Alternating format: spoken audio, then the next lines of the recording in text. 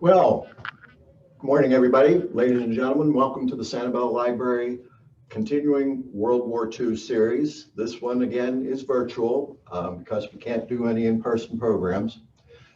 Now, I want you to admit something. Were you dancing to that music in your living room? That was the great Benny Goodman and Lionel Hampton. If you have any suggestions for music or anything, those of you who know where I am at the library, or you can email me at media@sanlib.org. Now, before we talk about what's going on behind me here, this is actually the end of the story that we're going to talk about today. But before we do that, I have a couple program notes for you. On February 24th, we're going to be covering Operation Tidal Wave, which was the attack on the Romanian oil fields in 1943. On March 17th, St. Patrick's Day, we will be covering the rescue of Benito Mussolini by Otto Skorzeny and his commandos. Now, couple other things. We have some really cool displays in the library for you to see. We have a World War II book display. And I was a little disappointed the last time with you guys. When we did the pop quiz, I got maybe something like 3 or 4 answers. Several of them were wrong. Now, how can I give away any books if you guys don't step up on this, okay? Now, in this presentation, there's going to be a pop quiz. Again, media@sanlib.org, okay? And I will give you the answer at the end of the program, but between then, send me, again, your answers to the pop quiz, any questions, remarks, suggestions, any of that. At the end of this program, I have a very, very short video for you, okay? And if you lived in a metropolitan area anywhere, this was the last thing that you would see before you went to bed at night, and the television stations would all sign off for the day. Again, also, after that, there's a slide of recommended reading for this subject right here. I would like to take a chance right now to thank Danny Hussey, who's on the floor over here, for making all of this video, there he is, all of this great technology come to life for us.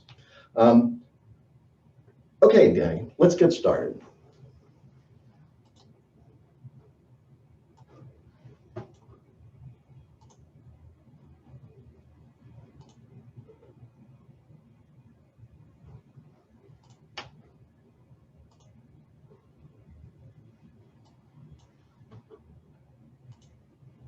Okay. Our presentation for today is Operation Vengeance. And again, we're going to go back to the dictionary and give you the definition. Vengeance is the repayment of an injury for an injury. And this is exactly what this program is about. And as I said, this going on behind me, that's the end of the story. This is actually the wreckage of Admiral Yamamoto's airplane in the Bougainville jungle. But where we're going to start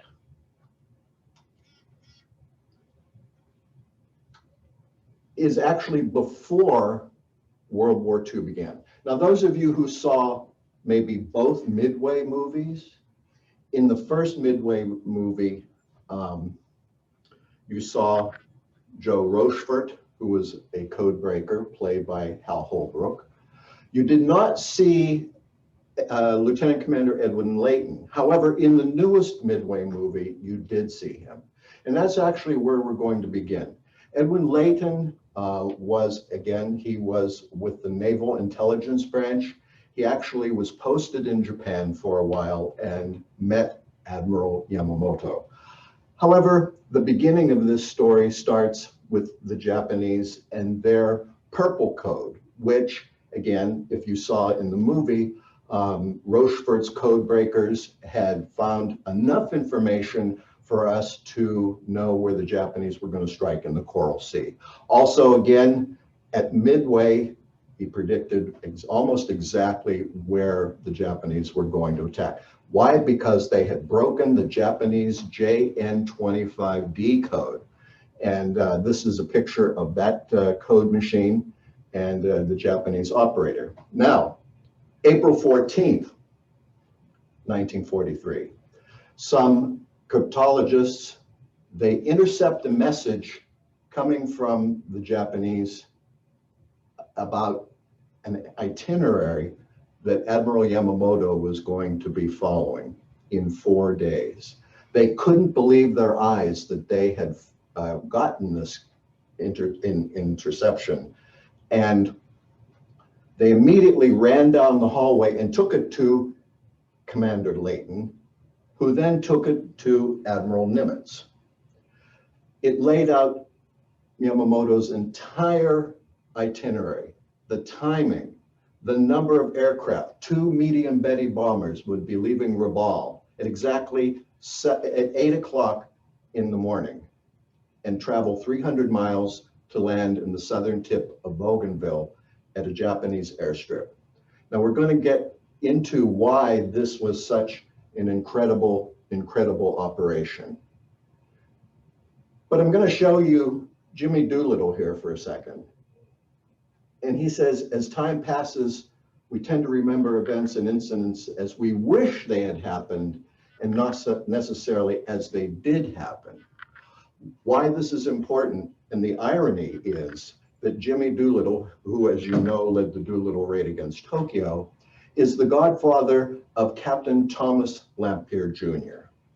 Now, who he is, we're going to get to in a while, but I want you to remember this quote. Admiral Yamamoto, he wasn't born Yamamoto. He was born Isoroku Takano. And Isoroku is actually a Japanese term that means 56, which was the age of his father when he gave birth. In 1916, he was adopted into the Yamamoto family. He was married in 1918, had 2 daughters. After he graduated from the Naval Academy in 1904, he was posted to an armored cruiser. He participated in the Russo-Japanese War, which, as you know, did not go very well for the Russians. And at the famous Battle of Tsushima, he was wounded and lost 2 fingers. Now, this picture on the left is a young Yamamoto with his friend, who were officers in the Japanese Navy. This next picture, well, Admiral Yamamoto, well, before he was Admiral Yamamoto, he was posted to as a naval attaché in Washington, where he learned to speak fluent English.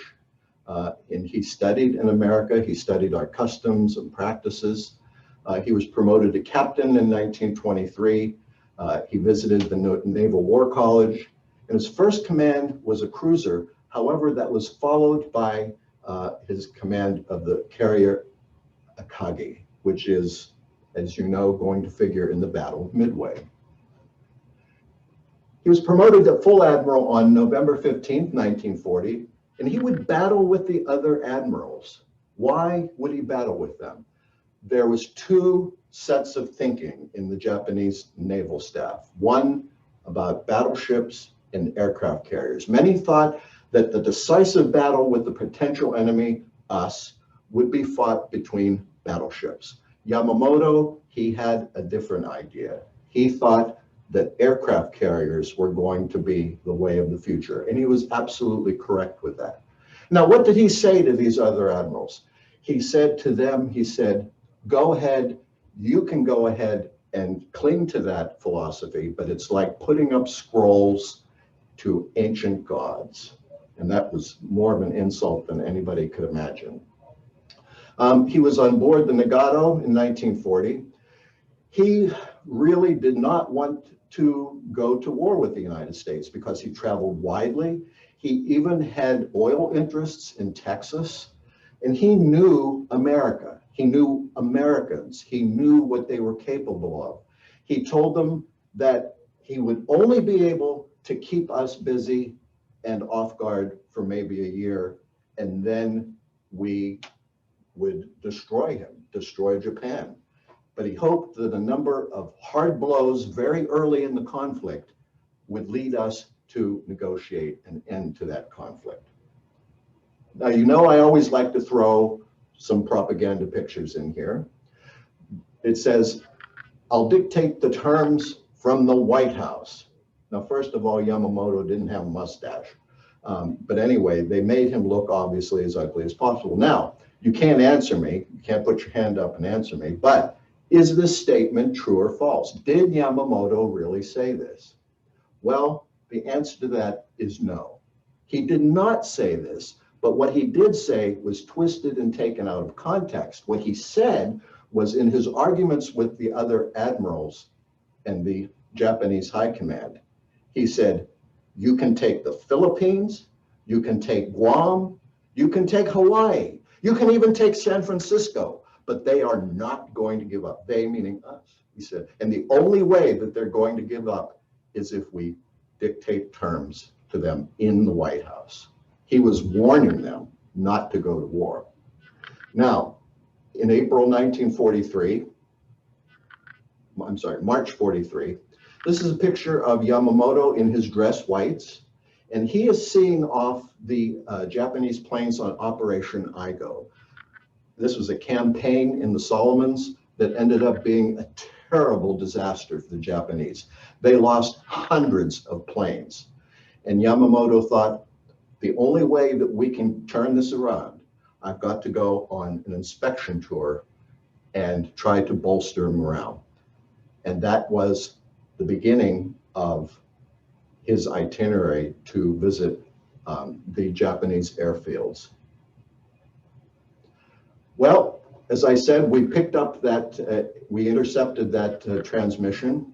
It was forwarded up the line to Admiral Nimitz. There's speculation about whether it got back to Secretary Knox and to Roosevelt. None of that has really been proved or verified, but it did get as far as Nimitz for sure. And Nimitz, he promoted Admiral Mitcher to command in the Solomon Islands. He gave Halsey the permission to go forward with the mission. Now, this next slide, this is going to show you a little bit of the difference in personality of these two. Nimitz to Halsey, good luck and good hunting, the gentleman. Halsey to Mitchner, let's get the bastard. Okay, here's a more of a modern map for you so you can get oriented. We see New Guinea and Bougainville. We see Guadalcanal. And here's another slide there for you to look at. If you look in the bottom of Bougainville, you see Buin, B-U-I-N. That was going to be Yamamoto's destination, flying all the way from Rabaul. If you see that red line, he leaves Rabaul, which is about 350 so odd miles. And the Americans who were leaving from Guadalcanal, the 339th Fighter Squadron, they were going to be going a total of 600 miles, not as the crow flies, but they were going to fly out over the ocean. Here's a much better look right there. The line in red is Yamamoto's route from Rabaul. In green is the P-38's route from Guadalcanal. So what was Yamamoto going to be flying in? He was going to be flying in a Mitsubishi G4M Betty medium bomber. And there's various parts of this whole mission that are going to come into play. A lot of controversy is going to come out of this, which we will try to address. And this is a photograph of Yamamoto just a few hours before his death on April 18th. Who would be escorting Yamamoto and his chief of staff, Vice Admiral Ugaki? He would be in the other Betty bomber. We would have 6 Japanese Zeros, Mitsubishi A6Ms. They would be flying cover.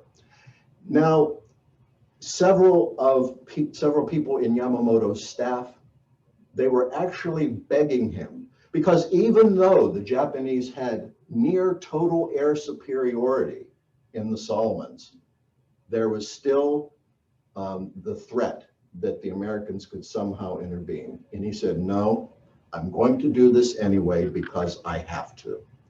Now, on Guadalcanal, the 339th Army Fighter Squadron. They were going to be flying P-38s. Now, those of you who have come into the library, you see the big P-38 over our book display, and we have one also in our glass case. The P-38, built by Lockheed, was a high-altitude fighter. This plane could get to 20,000 feet in less than 6 minutes. And a lot of the other pilots who were still flying Wildcats or P-40s, much slower planes, they dubbed the P-38 pilots as having high altitude foxholes. In other words, they thought that they would never see any action. But the real advantage of the P-38, other than the fact that it could climb, was in the nose. Most American fighter aircraft had their weapons in the wings, so there would be converging fire. The P-38 had all of its armaments in the nose. It had 4 50 caliber machine guns, 1 20 millimeter cannon. The P-38, of course, flew in both theaters of war. The Germans, I forget the exact translation, but they called it the fork-tailed devil because it could get exactly to where they wanted to go very quickly. In the Japanese, of course, I don't know what that is, but loosely translated, it was 2 planes, 1 pilot. Okay, we're going to come up to April 18th, and 16 P-38s were going to take off at 7 a.m. They were scheduled to arrive at about 9:35. 2 of the P-38s, which we'll talk about, had to drop out. So 2 other P-38s went along. They were divided into 2 flights. The 4 in the killer flight, which were to be the ones who went after Yamamoto, and 12 flying top cover. Now, why did they need 12 planes flying top cover? Well, they were going to be coming dangerously close to a Japanese airfield. And as I mentioned before, the Japanese pretty much had air superiority. So they were expecting a tussle. In fact, a lot of the people involved with this were told, hey, you guys, this is going to be a suicide flight for sure. So, okay, well, here's our pop quiz. Okay, now I want you to look at this very closely. These 3 guys are 3 guys that played Yamamoto in various movies. The one up on top to the right was in Tora Tora Tora. The guy on the left was the first Midway movie, and the guy on the bottom was in the movie Isoroku, which actually is a movie that we have. Now, where did Yamamoto study in the United States? Did he study at Stanford on the West Coast, Ohio State, Penn State, Harvard, Michigan, UCLA, or the School of Hard Knocks? I'm going to let you decide on that, and then you send me your answer. And I'd love to give you some books, so please don't let me down, all right? Okay, so anyway, oh no, wait a minute. She did it again.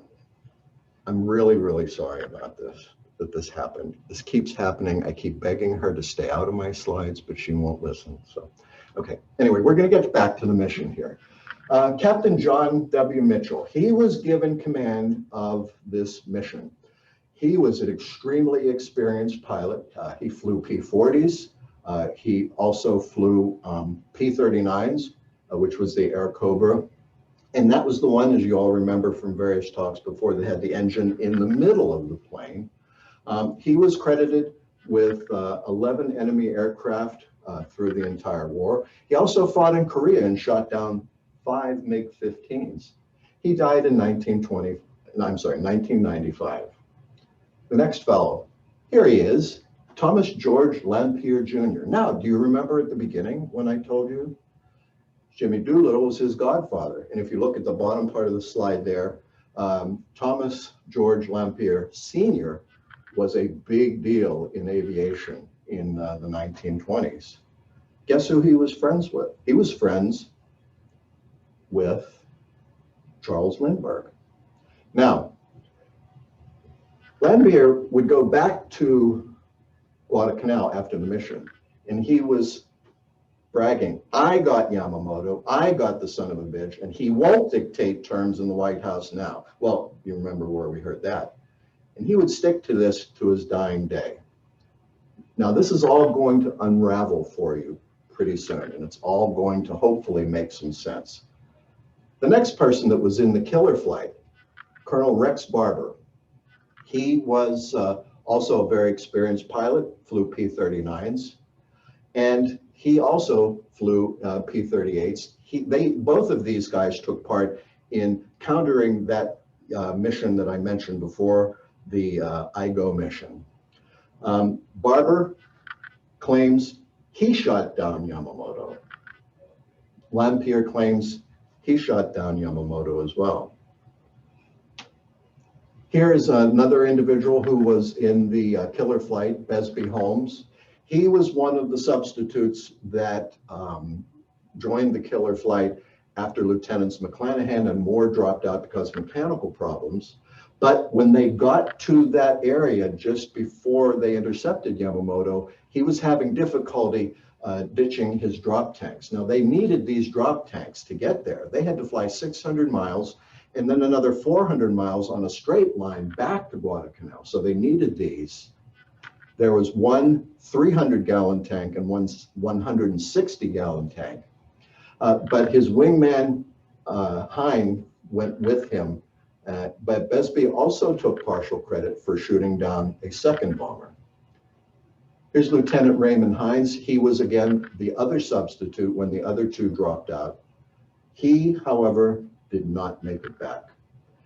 His P-38 was hit by enemy fighters, and there was a radio transmission from a Catalina who had been in patrolling the area who said that they made contact with him, and although his plane was damaged and smoking, he said that he was okay and he was going to try to make it back, but that never happened.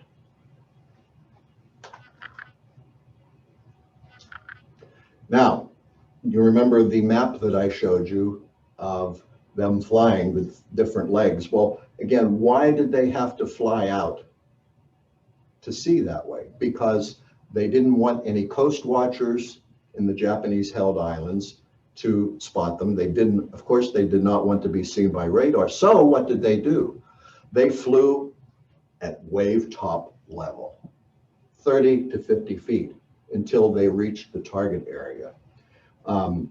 Captain Mitchell stated in his notes afterwards that it became very, very difficult to maintain that height because of the horizon and the water going by so quickly. So he had the practice of counting dolphins and different sea life along the way. Plus, inside the closed cockpit, it was so hot. And these guys, these pilots that did make it back to Guadalcanal, they got out of their cockpits and they were totally soaked, sopping with sweat.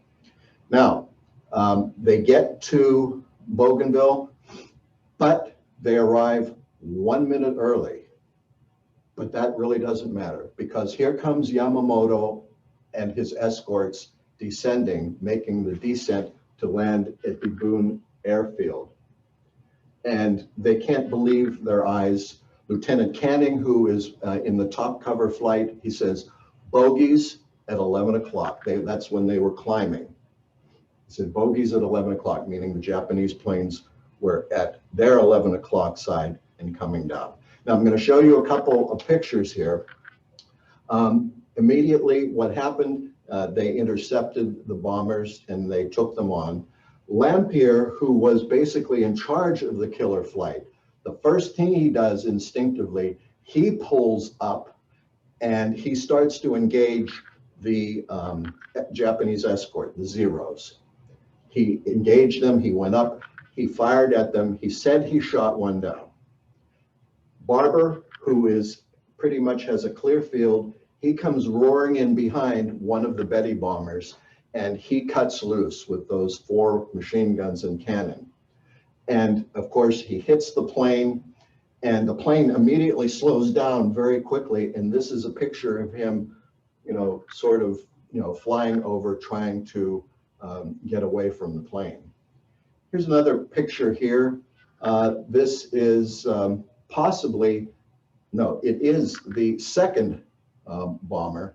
And the reason why I say that is if you see the top of the Betty, there's a machine gun firing. Now, I don't know whether this is accurate or not, but this second bomber did have armament. Yamamoto's plane did not have armament. I'm not sure why, but this is a picture of the second Betty being shot down. This is a picture of Rex Barber in 147 Miss Virginia, and it shows him peppering the back part of the Betty bomber. Now, if you remember this background behind me here, that's what this is. Of course, Yamamoto's plane crashes, and his body was found at the crash site. He was thrown out of the wreckage, still in his seat, and when they found him, he was sitting under a tree, and he was sitting in his seat. He was still holding his katana, or his sword, his decorative sword. And we're going to talk about his wounds in a minute, and this is hopefully going to clear up some of the controversy that later arose from all this. Well, this is what it looks like in the United States. Yamamoto was killed in action. It came out here in May 22nd. However, again, as I said, Lampier, when he came back, he was bragging to everybody that he shot down Yamamoto, and Rex Barber said he shot down Yamamoto. Now, what happened after Yamamoto's plane went down, as I said, the second Betty was flying out over the water to try to get away, and Holmes and Hine engaged that bomber, but Barber, who had just flew over and shot down Yamamoto's plane, joined that action, and he actually helped shoot down the second bomber too. Well, Yamamoto, he's taken back to Japan, and this is the funeral that occurred on June 5th. Of course, they didn't tell the Japanese people right away about this. And again, there's always fake news. There has always been fake news. And a lot of news that was coming out of the United States was saying, nah, Yamamoto wasn't really shut down. He committed suicide. He did hara-kiri because, oh, gee, things were going so bad for the Japs. So they said that he killed himself. Now, Vice Admiral Ugaki, in the second Betty bomber, they crashed in the water, of course. He actually had very, very severe injuries, but he survived.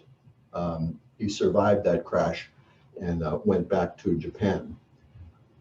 This is Yamamoto's ashes being returned to Japan aboard the Musashi, which, are those of you who know naval history, was the sister ship of the Yamato, which was Yamamoto's flagship at Midway. As we talked about Ugaki before, here he is with a picture of Yamamoto on the bottom.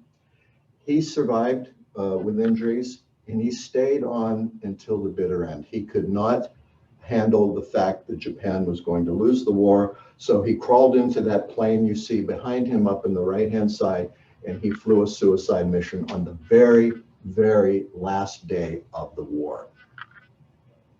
Here's a picture of the three people concerned here. It's Thomas Lampier on the left, Besby Holmes in the middle, and Rex Barber on the right. All three of them had different versions of what happened. Lampier said he shot down Yamamoto. Barber said he shot down Yamamoto. Now here's the problem. There weren't three Betty bombers. There were only two. And we'll discuss that in a minute or so. But the aftermath of this mission, everyone, of course, in Washington was very, very happy that they had eliminated Yamamoto, and they felt that the lives lost at Pearl Harbor had finally been avenged, hence the vengeance operation.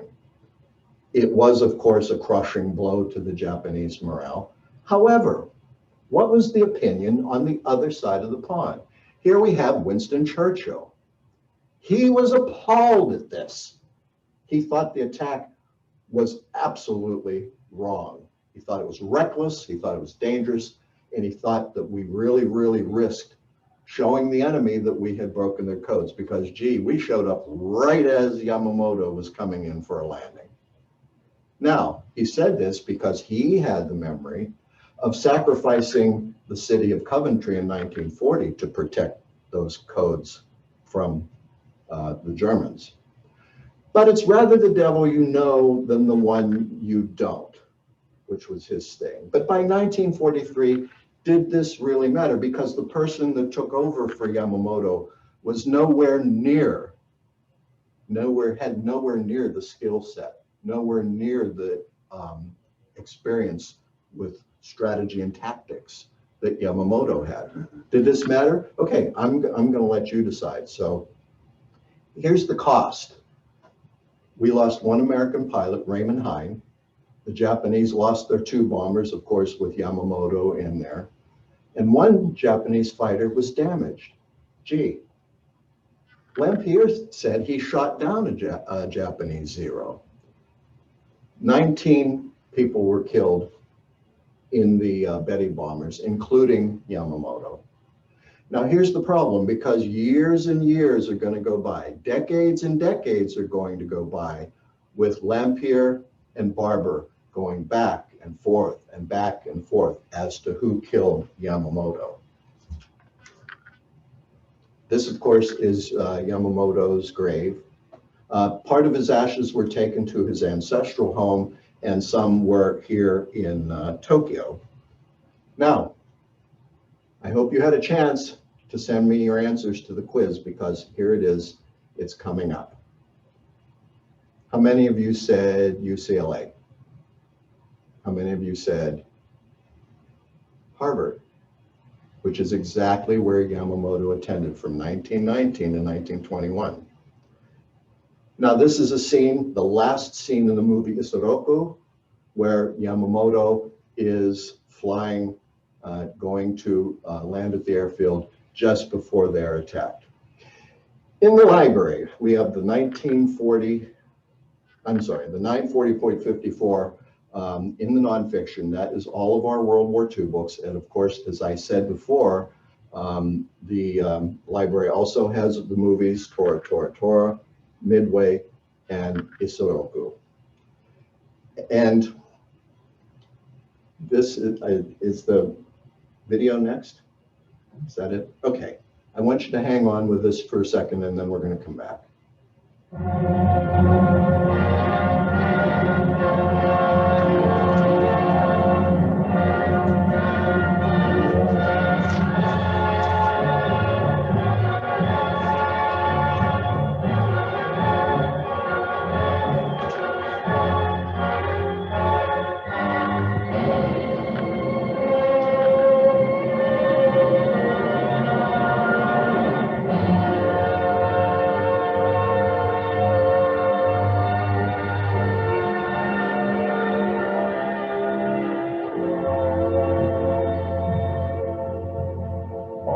Swept the surly bounds of earth and danced the skies on laughter-silvered wings.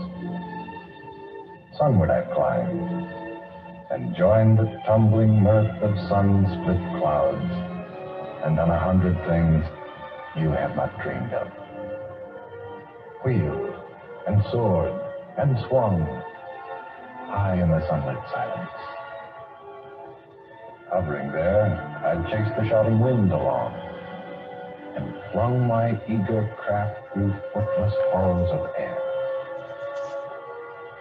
Up the long, delirious, burning blue, I've topped the windswept heights with easy grace, where never lark nor even eagle flew. And while with silent, lifting mind, I've trod the high, untrespassed sanctity of space, put out my hand and touched the face of God.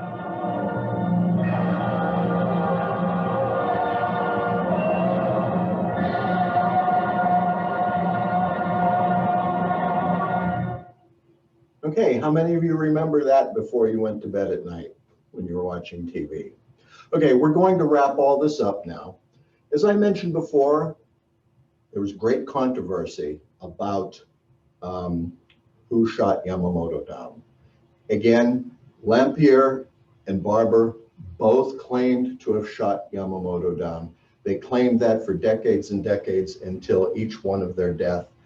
And the absolute proof was not really brought forward until the turn in 2000. They were able to absolutely analyze the wreck that's behind me. Now, the key to this is even in Lampier's own testimony, he said that after he shot that zero down, remember he said he was climbing up, after he shot that zero down, he wheeled around and went after one of the Betty bombers. He didn't know if that was him or not. And he came in from the 3 o'clock position and said that he shot the bomber down and the wing came off. That was his testimony, the wing came off. Barber's was that he flew straight at the tail of Yamamoto's plane. And he was kind of perplexed that they were not returning any fire. Why? Because as I said, Yamamoto's plane was not armed. And when they examined this wreckage, they found that all of the damage to Yamamoto's plane was from the stern and forward. That pretty much proved his claim. Also, Yamamoto's wounds, his post-mortem, it's a little grisly, but he took 2 50 caliber bullets from behind, one through the shoulder and out the front, the other through the back of his head and out the front, not from the side, from the back. So they pretty much decided that that was indeed Rex Barber's plane that had shot Yamamoto down. Now here's your recommended reading. These 3 books we do have in the library, and you're welcome to check those out. And I hope you enjoyed our program today. And as I said, our next program, February 24th, where we will be talking about the attack on the remaining oil fields at Ploesti. Thank you much for tuning in, and we'll see you next time.